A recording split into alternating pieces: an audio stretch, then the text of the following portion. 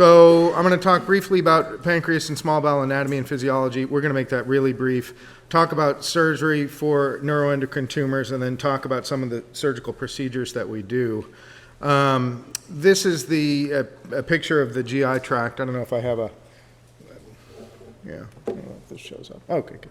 All right, so this is the GI tract. Here we have the liver, the gallbladder, bile duct. The bile duct takes bile from the liver, brings it down to the small intestine through this sphincter here.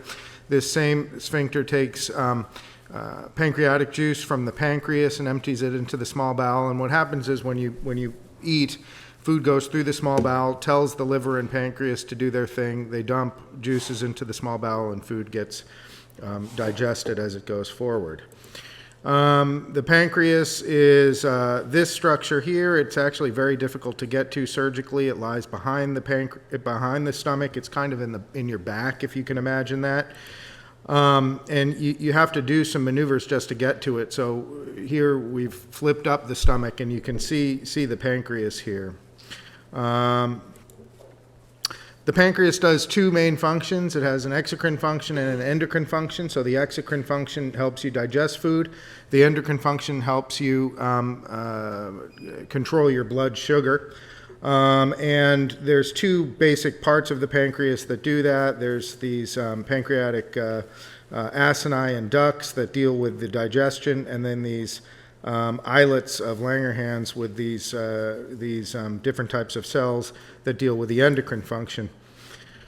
Switching gears a little bit to the lower GI tract, and specifically the small intestine. This is the small intestine here. And what's really important to know with respect to carcinoid tumors and neuroendocrine tumors is a lot of the damage that these things is due to tumors not within the bowel itself, but due to disease spread to these blood vessels here that supply the bowel with blood, and importantly drain the bowel of blood as it returns back into the circulatory system. So, carcinoid tumors actually occur and develop here in the small bowel, but they in and of themselves are generally not that big a deal. The problem is when they spread to lymph nodes, and the lymph nodes develop big masses, and those masses develop here within this mesentery and blood vessel area.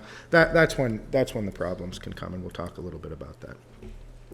So again, there's two parts of pancreatic physiology that are worth note: the exocrine and endocrine functions. And neuroendocrine tumors develop when there is unregulated growth of these endocrine cells.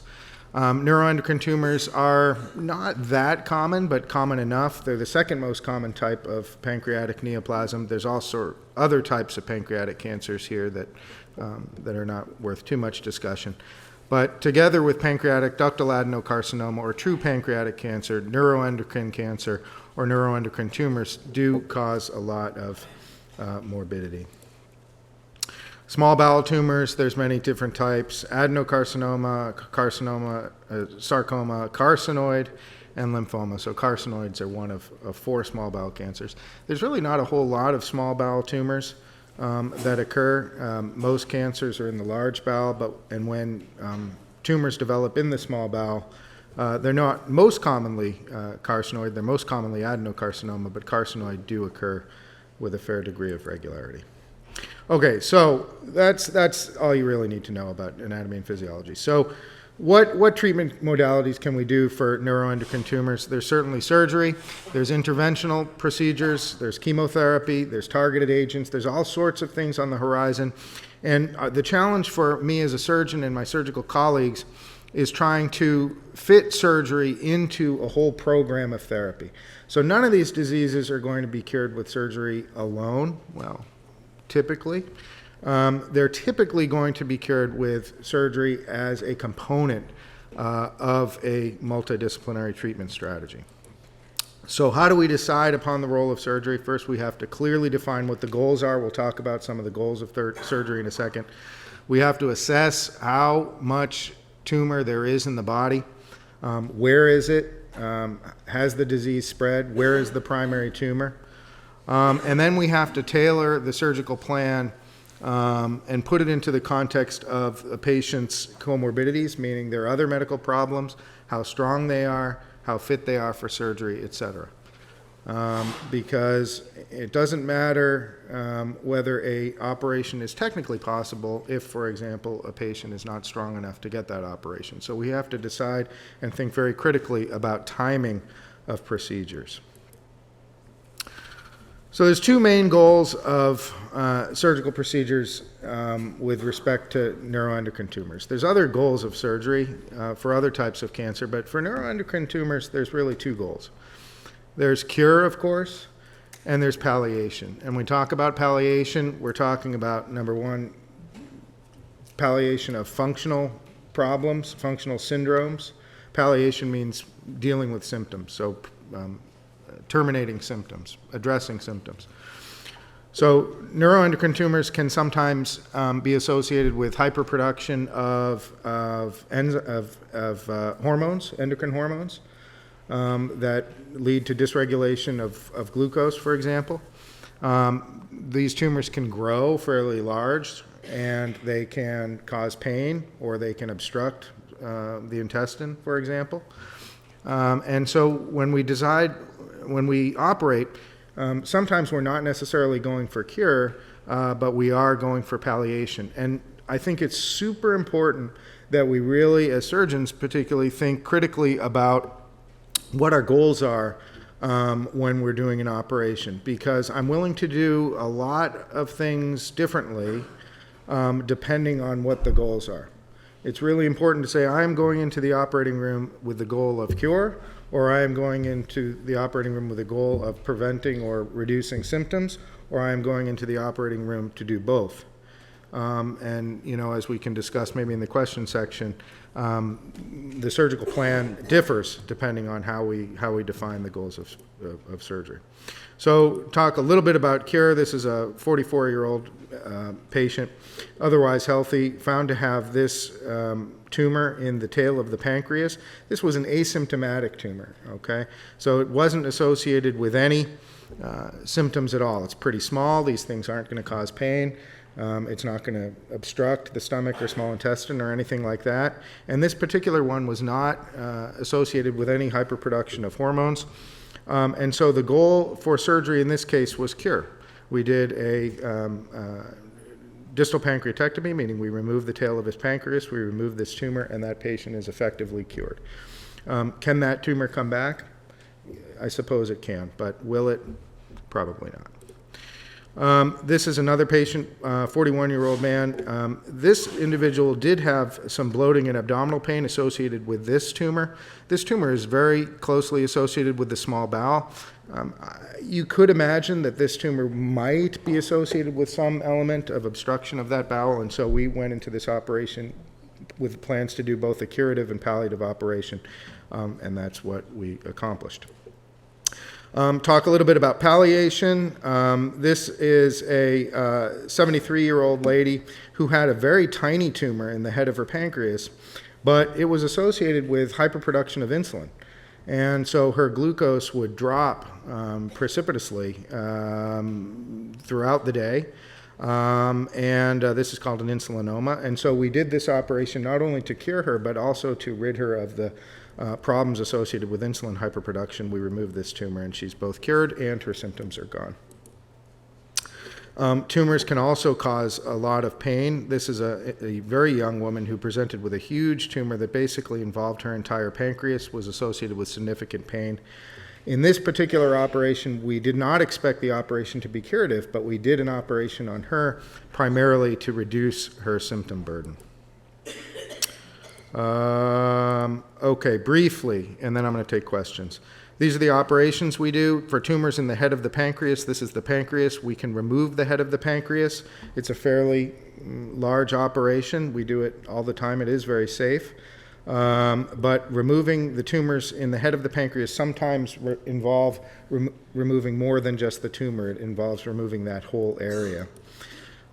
Tumors in the tail of the pancreas can often be removed just by removal of the tail. Sometimes we can enucleate the tumor from the pancreas, meaning we can just take the tumor out. I would say that's pretty uncommon. In my career, I've probably done that about 10 times. I just don't find that very commonly very useful, but we can do that occasionally. And for bowel operations, this is important. The goal is not only to take out the affected bowel. So say a tumor is here in the bowel.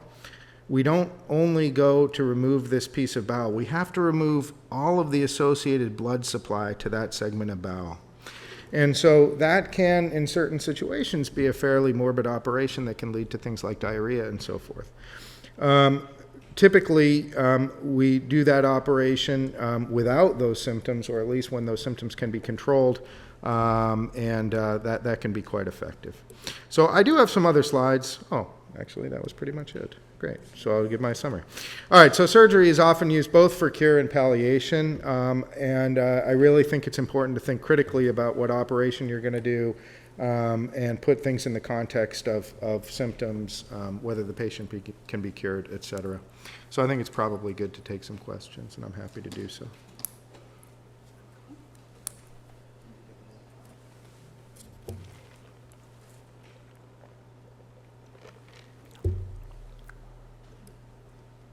Do you want me to? Do I choose? Yeah, go Oh. You can start from the top. I'll start from the top. From surgical removal of neuroendocrine tumors, is it most beneficial to have a neuroendocrine tumor specialist surgeon remove the tumors? That's a good question. I would say yes, but for a different reason than you may think. And it depends, the operations that we do can be associated with a fair amount of morbidity. So it depends on the tumor, but tumors in the head of the pancreas, for example, when we have to do that big operation, that's the only operation I and some of my colleagues do. That operation is associated with a mortality rate nationwide of 7.4%. So the operation itself is associated with a death rate of 7.5%. I've never had a death from that operation. And so, it makes sense to go to a surgeon that does a lot of those types of procedures. But more importantly, I think it's important to go to a surgeon who does a lot of these procedures because he works with individuals who also treat a lot of these problems. So, patients come to me not only to see me, but to see Dr. Halpern, see Dr. Yao, et cetera. I mean, it's important to see a whole group as opposed to just the surgeon. And so for that reason, I would say, it is probably in that individual's best interest. Does surgery prevent future participation in clinical trials? It depends on the trial. I don't know how to answer that question except to say it depends on the trial. In general, well, I can't even say in general. It really depends on the trial. But if you are eligible for an operation, if that operation is curative, in general, I would take that opportunity. But it's important for you, I think, actually that gets back to my talk a little bit, it's important for you as a patient to critically ask the surgeon, what is the point of the operation? Is this operation going to cure me? Is this operation going to deal with my symptoms? Is it going to do both? Is it to prevent symptoms in the future? You have to be really clear on what the purpose of the operation is. I'll be very honest with you. Sometimes surgeons cannot answer that question. And if your surgeon can't answer that question, go to a different surgeon. What is HIPEC? So HIPEC is heated intraperitoneal chemotherapy, and it is a treatment that is typically used for diseases other than neuroendocrine. In general, it's typically used for appendiceal cancer. There may be trials available, Dan may know more than me on this, but there may be trials available for HIPEC for neuroendocrine tumors. I would not say that it is standard of care by any stretch of the imagination. We do not have such a trial here. There are often, as with many things, there are specific situations in which sometimes things are employed outside the box, but I think as a general approach. As a general approach. He said there are certain situations where that might be considered outside the box therapy. Like we sometimes do things that we don't typically do in certain situations. And, there may be a situation in which this may be appropriate. In general, though, it is not standard practice. Recommended diet after surgery, that's a really good question, and I could talk for an hour on that. But long story short, it depends on the operation. So we have another reason to go see a specialist surgeon is because, for example, I have a dietitian, and all she does is deal with nutritional issues associated with the operations that I do. So, in general, we recommend high protein diets. I can't go in, come and talk to me afterwards, but long story short, you should have a nutritionist. If you've had an operation or if you're thinking about an operation, you should go to a surgeon that has a nutritionist available to you. I think it's one of the most important things that we can offer. Do you want me to keep answering or keep answering? Huh? Till they run out. Okay. What can you do to prepare for surgery? Okay.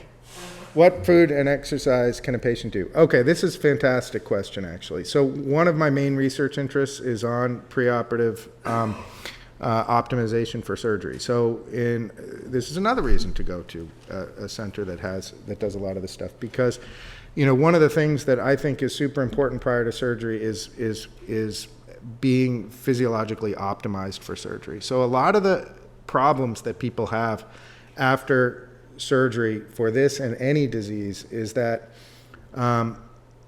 surgeons and healthcare providers panic because a patient has a tumor that must come out like tomorrow, and they don't spend proper time getting patients ready.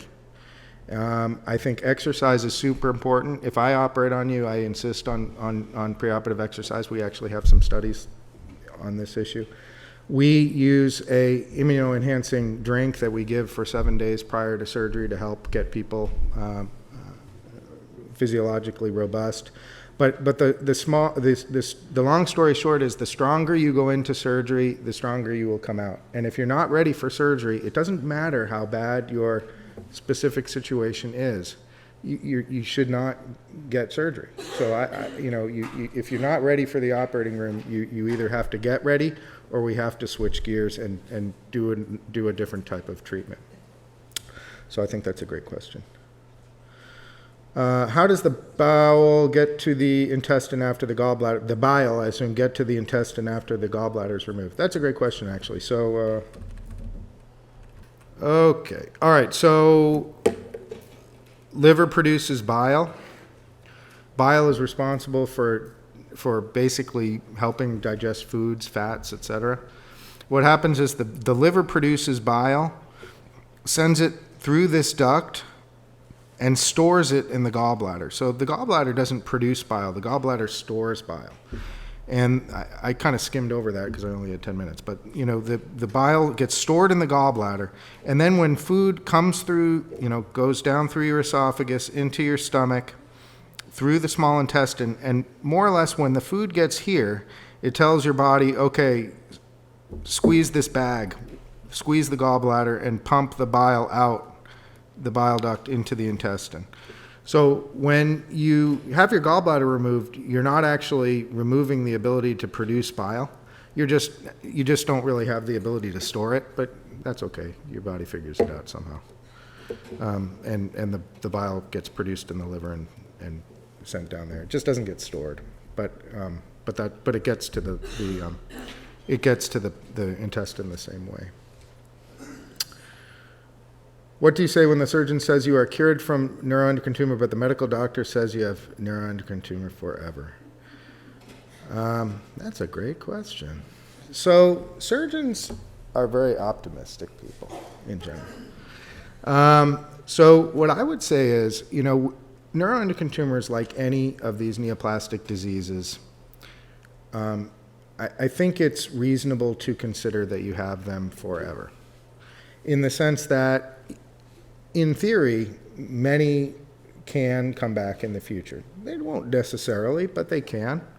And we can give you an idea of the likelihood of return after a curative operation based on a lot of different things. So once you get a curative operation, you can ask the surgeon and the medical oncologist, how likely is this to come back?